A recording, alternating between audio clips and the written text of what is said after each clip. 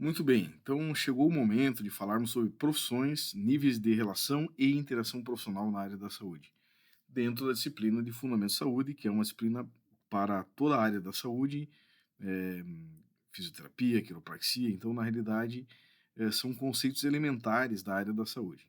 Tá?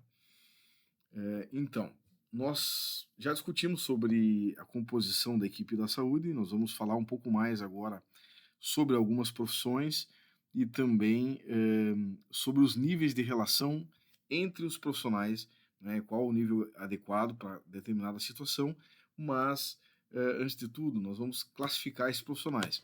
Os profissionais da área da saúde, eles se classificam em nível superior, técnico e de qualificação básica.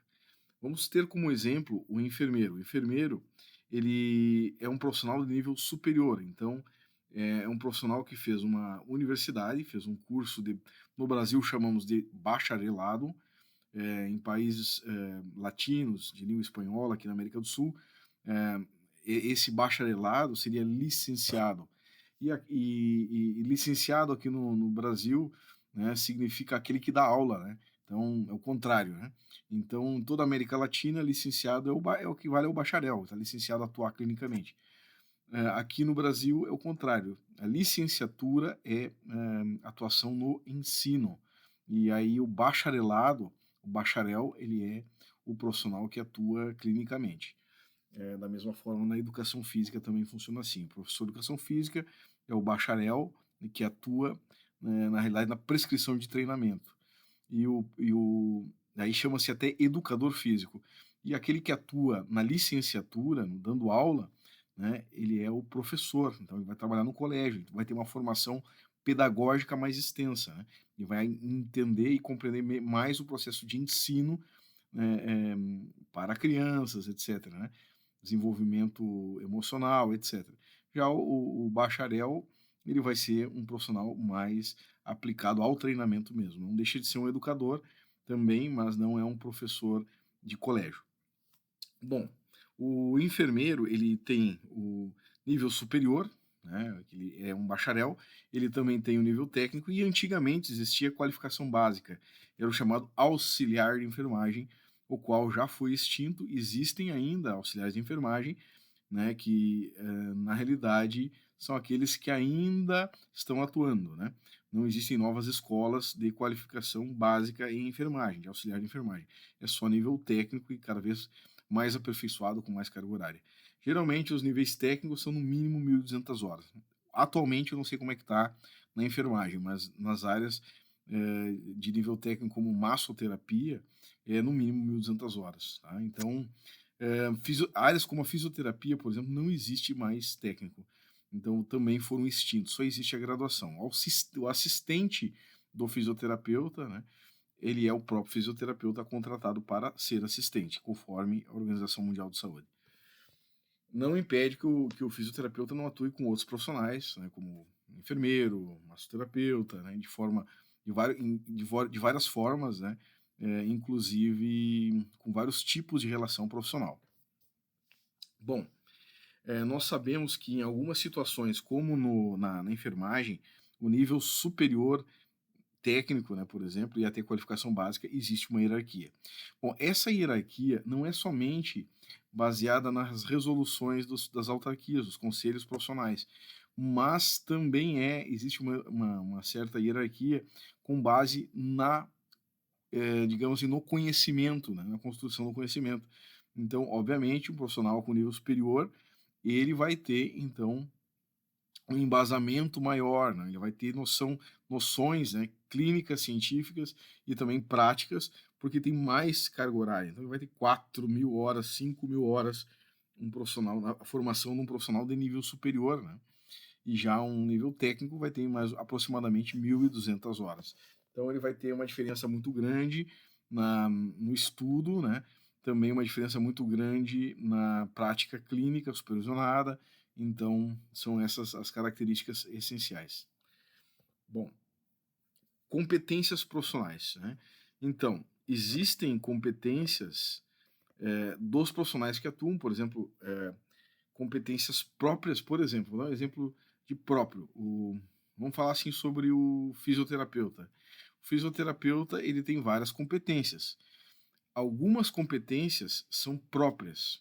Por exemplo, ele pode fazer, mas tem outros profissionais que também fazem. Exemplo, prescrição de exercício. O fisioterapeuta pode prescrever exercício. Outro profissional que pode prescrever exercício é o educador físico.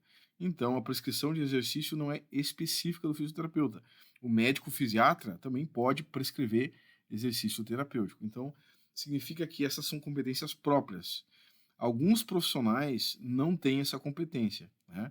Vamos colocar ali, por exemplo, o técnico de enfermagem. Ele não tem a competência de prescrição de exercício, tá? Não faz parte do escopo profissional desse profissional.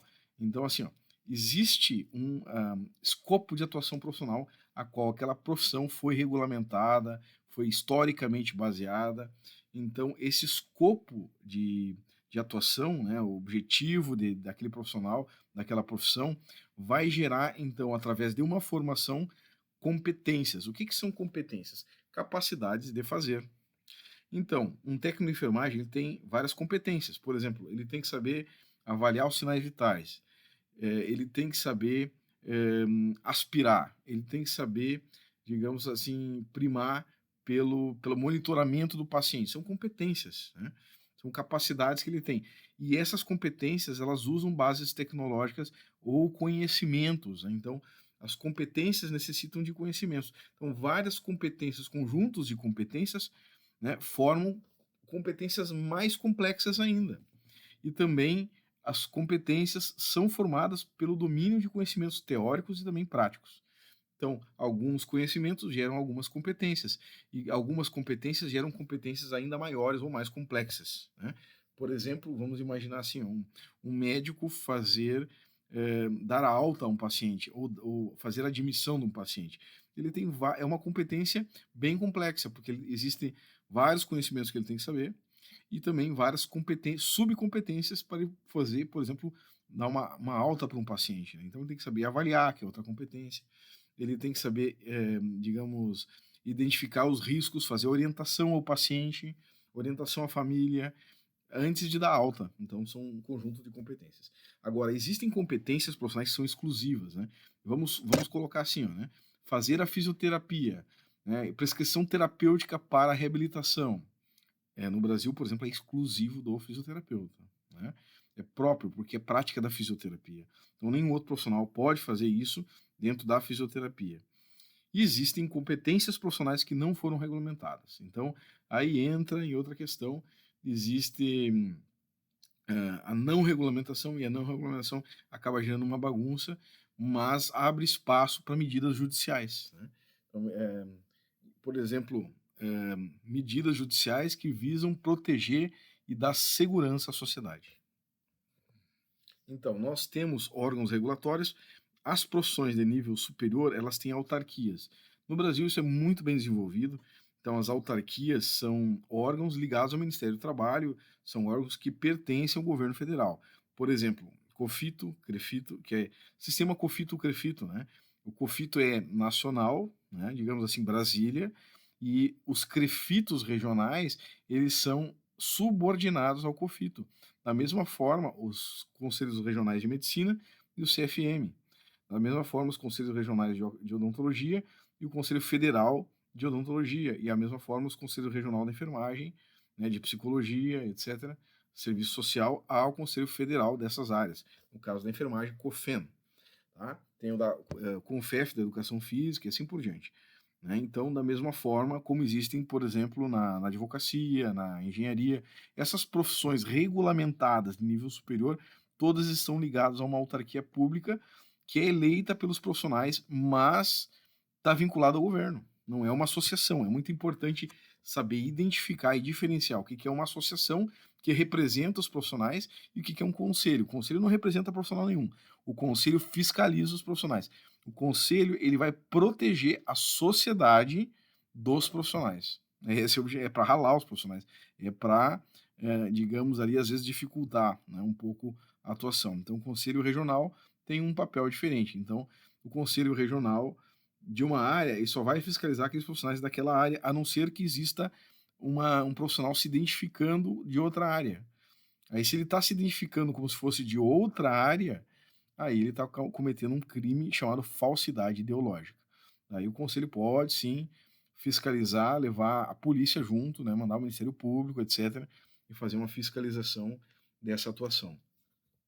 Então, a vigilância sanitária é outro órgão existente. Por exemplo, profissões não regulamentadas vão ficar sob os auspícios da vigilância sanitária dentro da saúde.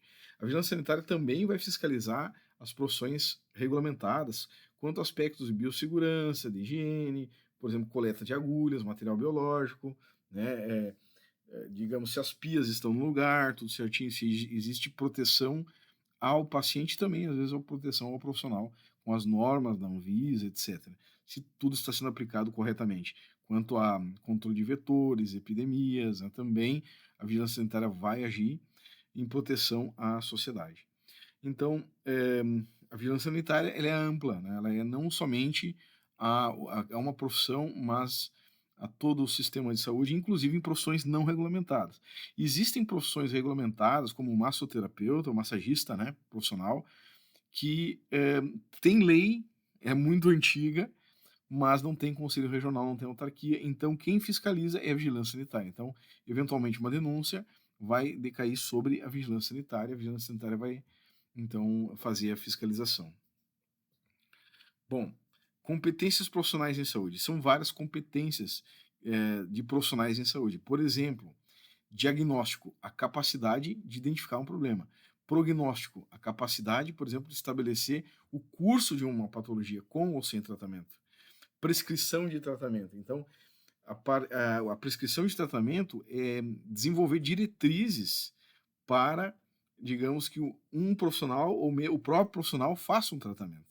Uma equipe de profissional faça um tratamento.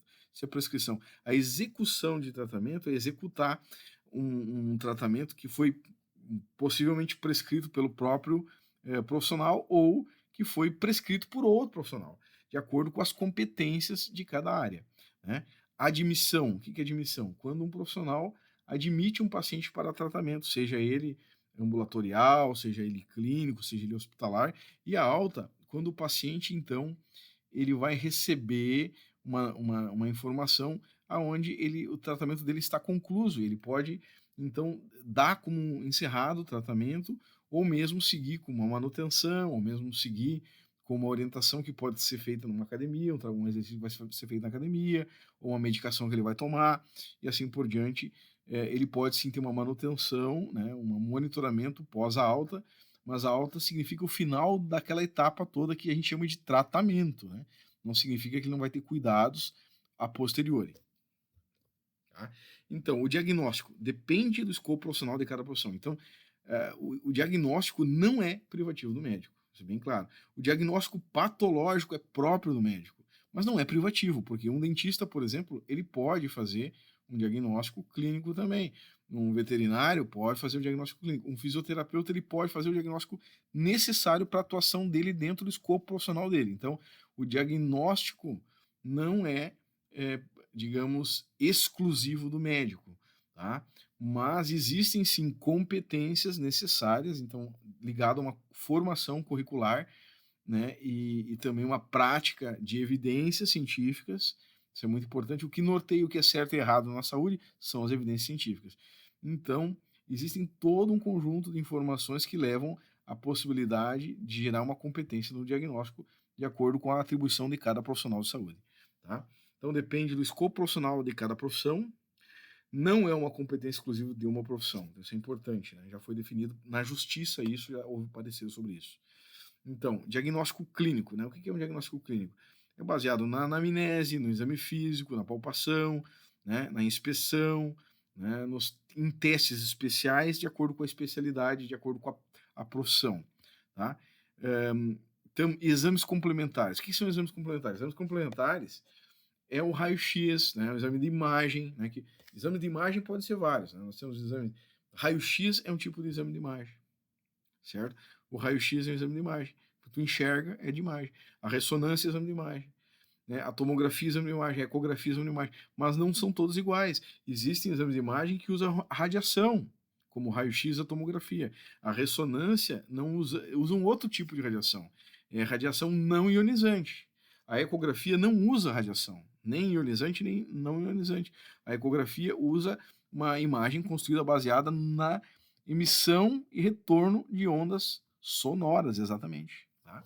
Constrói baseada no eco, por isso que é ecografia ou ultrassonografia, ok?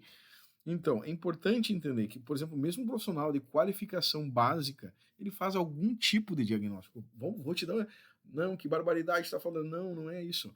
Vamos supor, um auxiliar de enfermagem, né? Vamos supor que ainda existem alguns.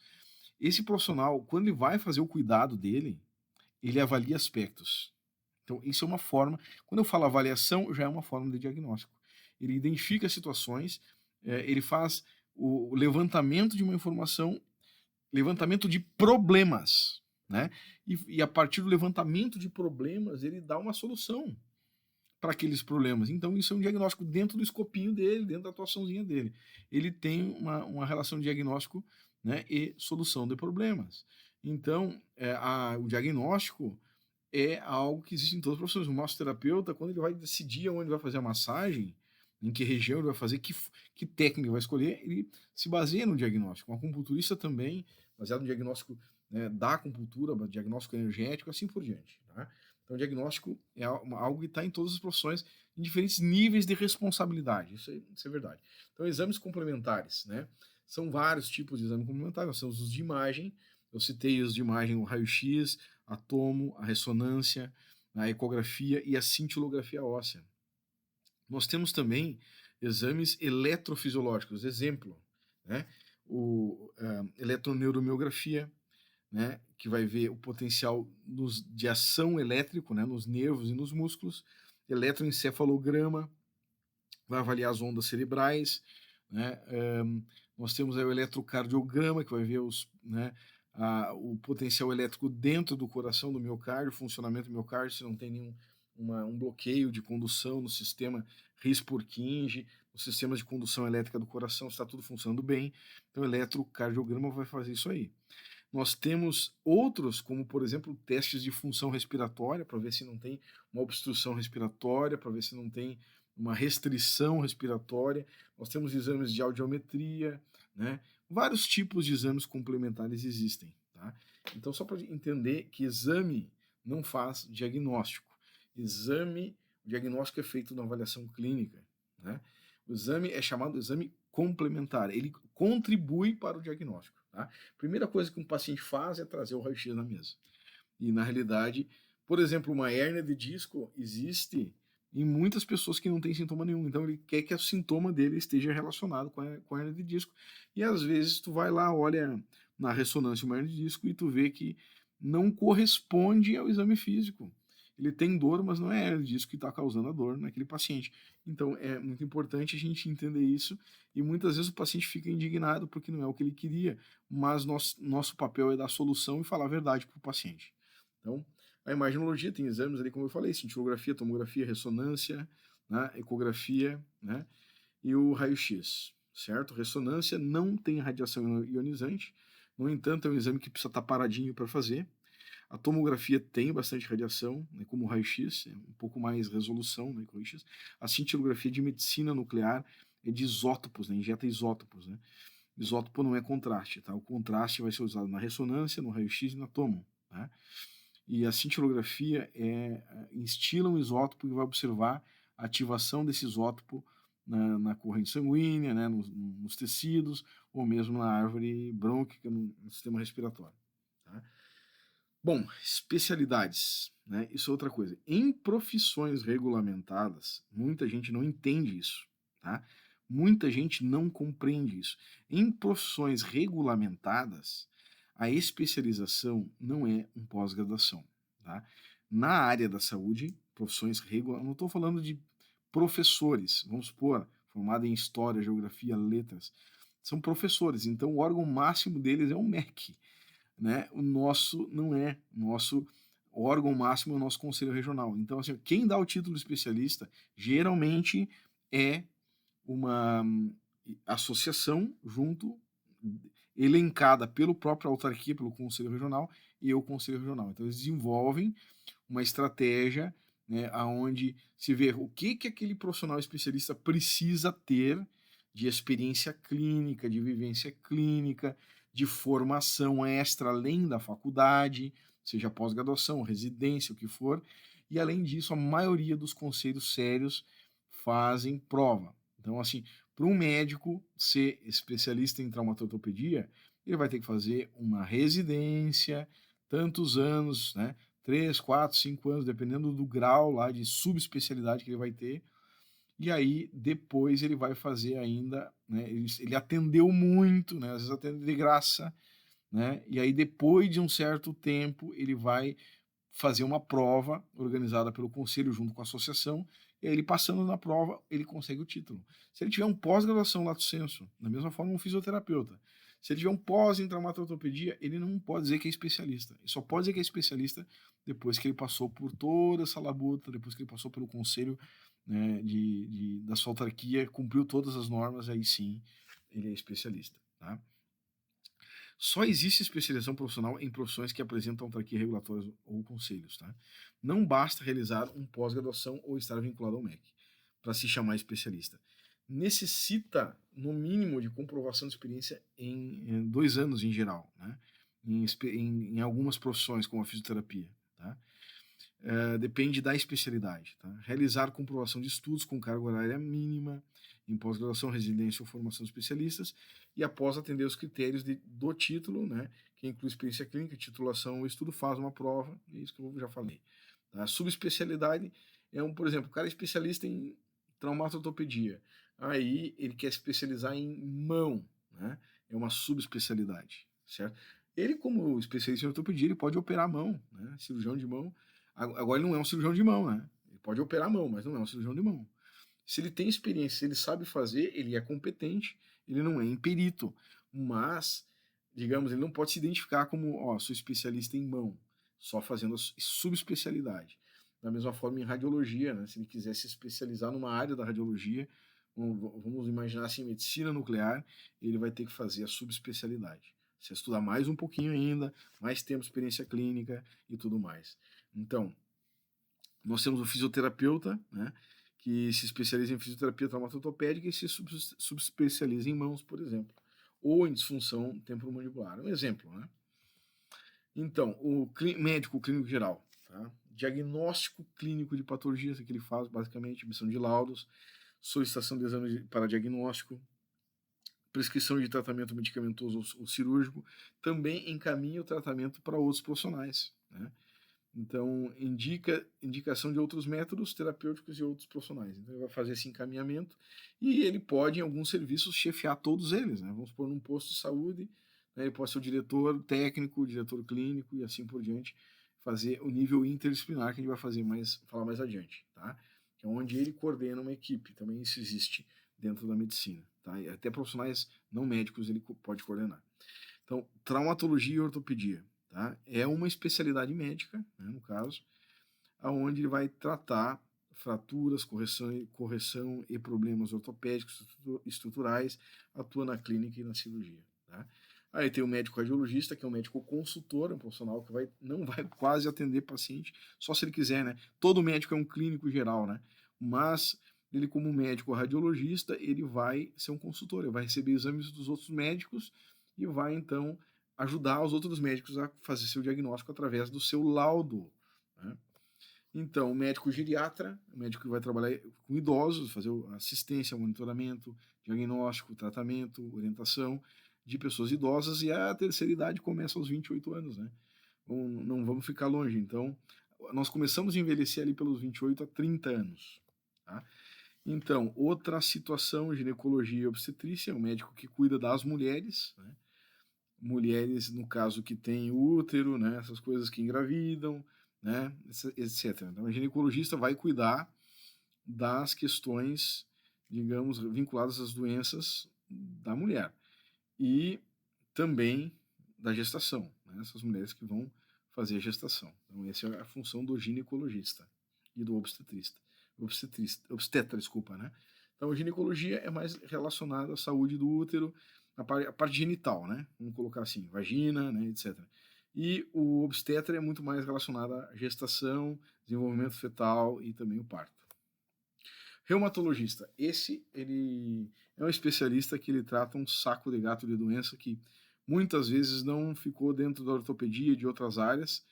O reumatologista ele trata doenças musculoesqueléticas e de tecidos moles principalmente, mas muito especialmente delegado à função de tratar doenças autoimunes, doenças que são, né, o próprio corpo desencadeia doenças, né, o corpo contra o corpo, né, então são doenças autoimunes, e também doenças de causa desconhecida, que são chamadas idiopáticas. Então, o reumatologista trabalha muito com esse diagnóstico.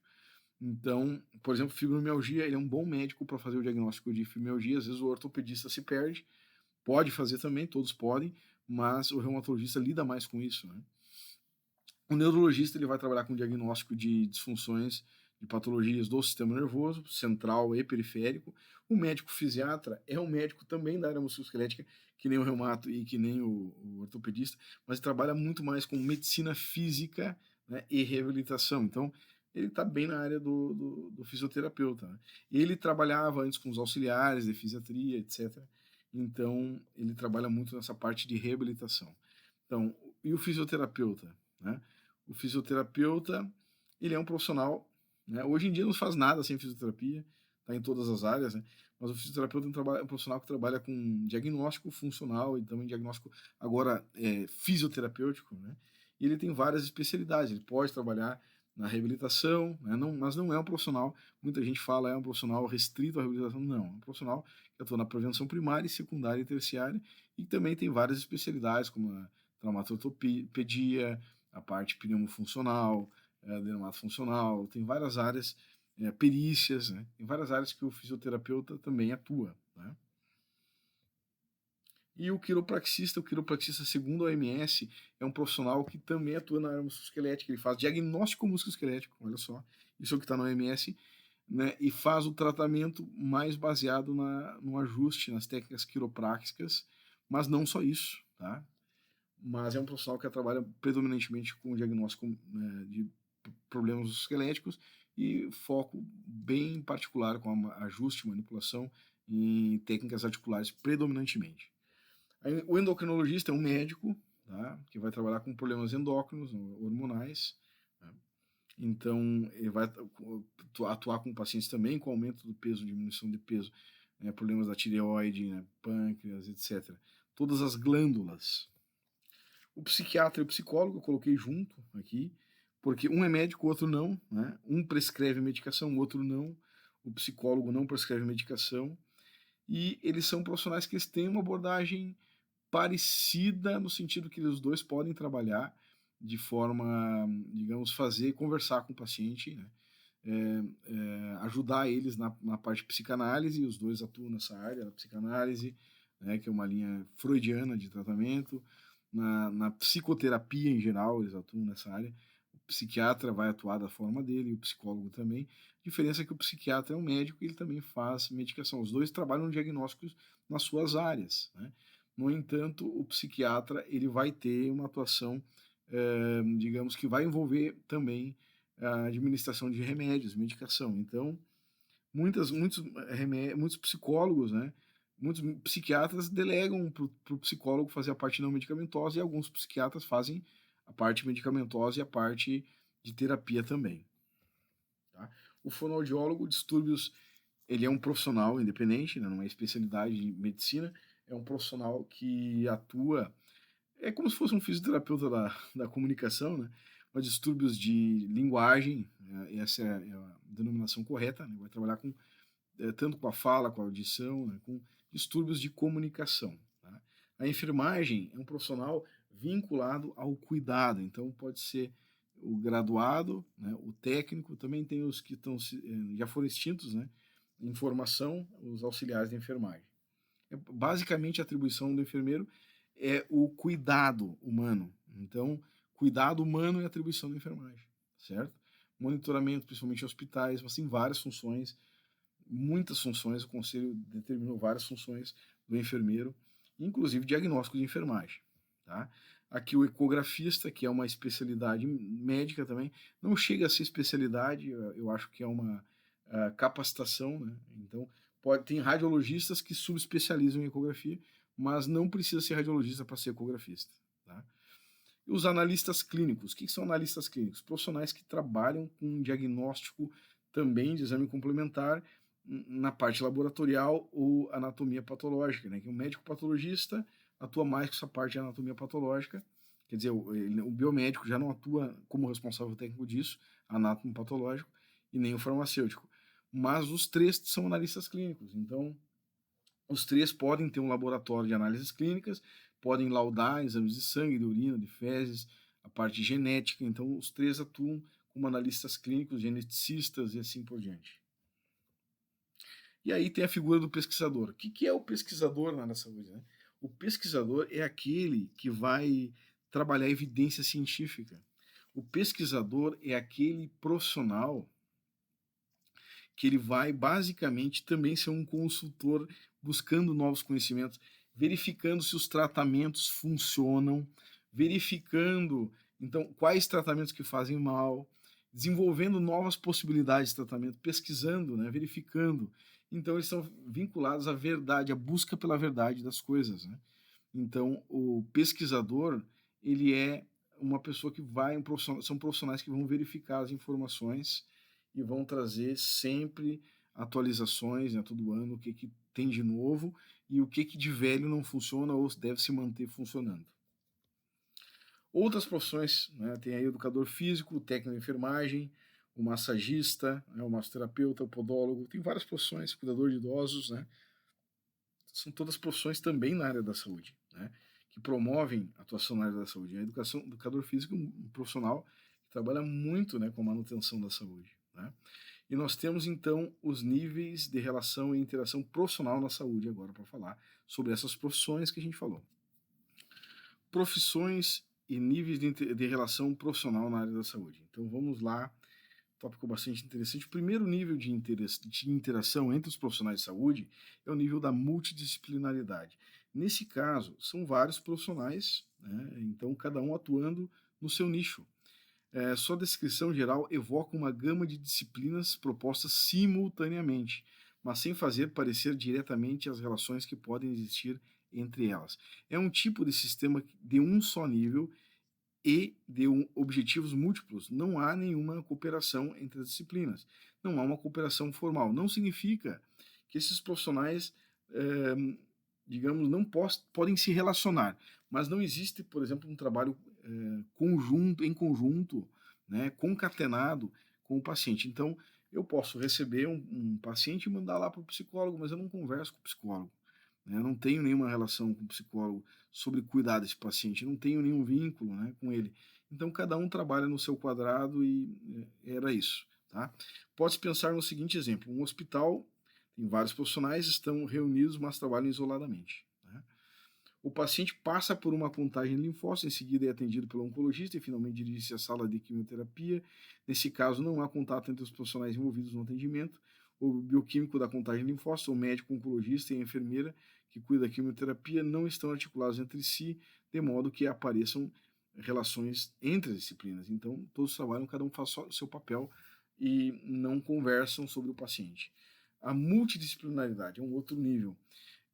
Nesse caso, a multidisciplinaridade, a ausência de uma articulação não significa, no entanto, que há uma ausência de relação. O fato é que os profissionais, nesse caso, estão inseridos em um esquema automático, o qual não gera espaço para uma articulação, como em outras modalidades das disciplinas, né, da disciplinaridade. Então, isso é a multidisciplinaridade.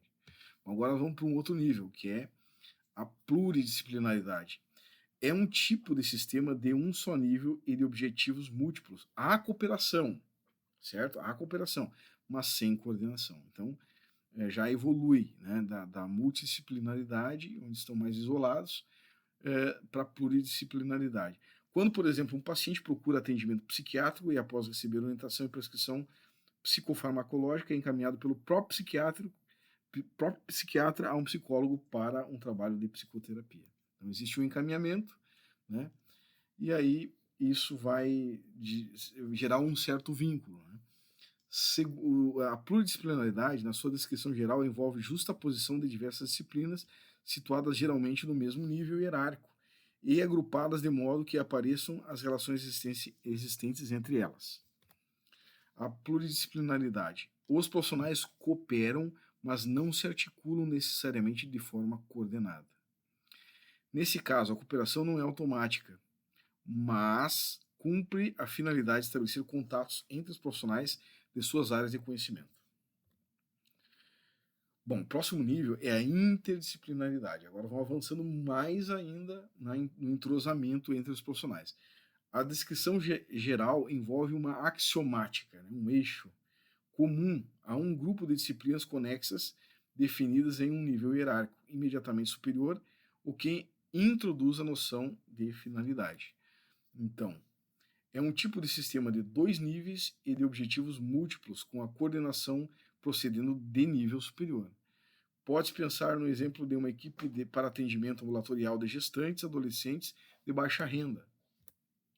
A equipe é formada por um médico pediatra, um médico psiquiatra, um psicólogo, um assistente social, uma psicopedagoga, uma enfermeira e uma secretária.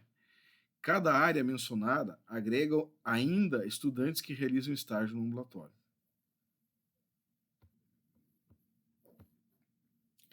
Todavia, o que prevalece é o saber do médico, cabendo a coordenação e a tomada de decisão dos profissionais da área médica que dirigem e orientam a equipe em seu trabalho. É um exemplo muito claro do hospital, onde no hospital o médico, no caso ali o médico, ele é o médico que assiste o paciente, aquele que cuida daquele paciente, ele pode inclusive solicitar a opinião e avaliação de outros especialistas. Vamos supor, se ele é ortopedista, ele está tratando um paciente com a perna quebrada, ele pode pedir a avaliação do clínico.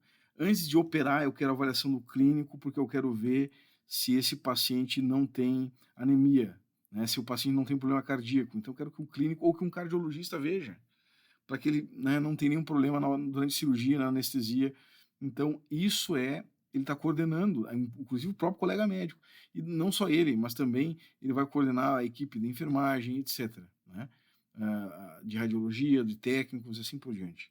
Então, isso é interdisciplinaridade. Então, existe um líder e esse líder ele está delegando informações e existe um diálogo entre os profissionais, com certeza.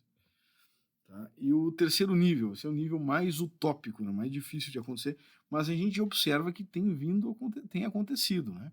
É um nível muito bom para o paciente, mas assim, tem que todos os profissionais envolvidos nesse nível terem noção de se colocar no espaço certo, sem ofender, né, no caso ali, a integridade do outro colega. Né? Então, é uma coisa bem delicada, né?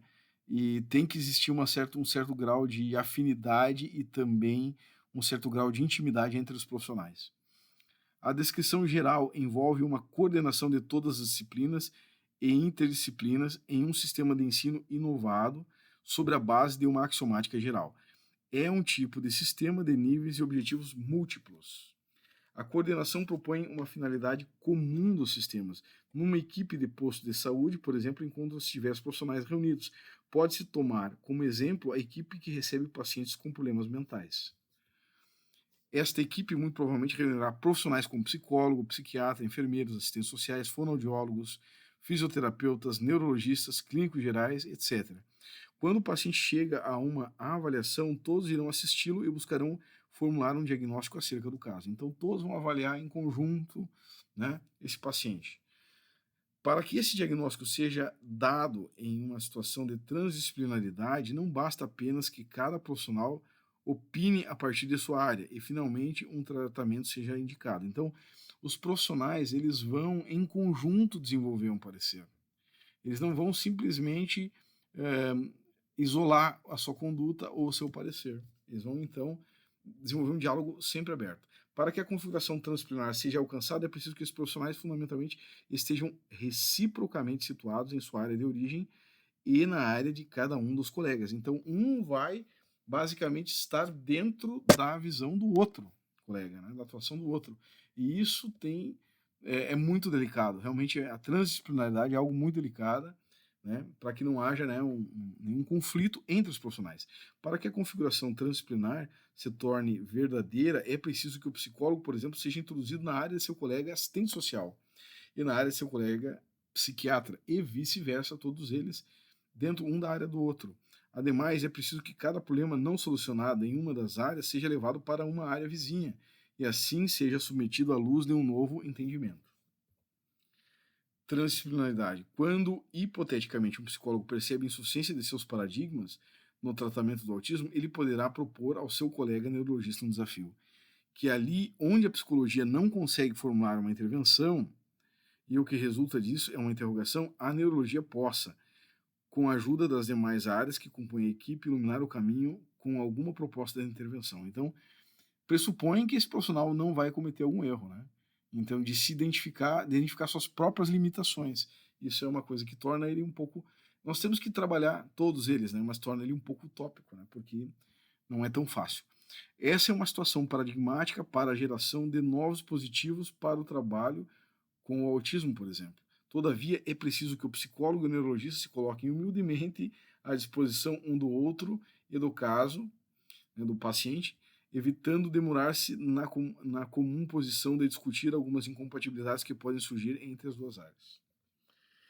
Nosso exemplo apresenta 2 profissionais apenas, mas é importante salientar que isso vale para todos os encontros possíveis entre áreas que compõem uma equipe de trabalho. A visão piagetiana, trazida por Japiaçu, demonstra por si mesmo o quanto é necessário difundir o espírito transdisciplinar. Da etapa das relações interdisciplinares, se espera que advenha uma etapa superior, a qual não se restringe ao objetivo de atingir interações ou reciprocidades entre pesquisas especializadas, mas que situa essas ligações no interior de um sistema total sem fronteiras estabelecidas entre as disciplinas. E isso também é muito difícil.